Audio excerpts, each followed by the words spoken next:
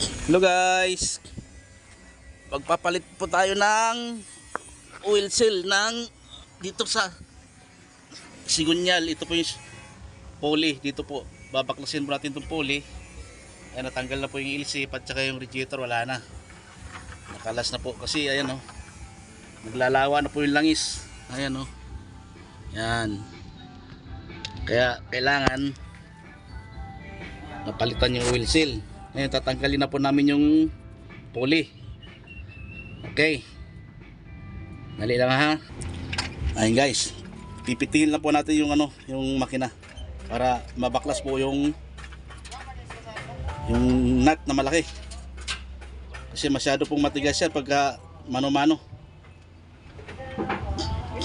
Oh, sige.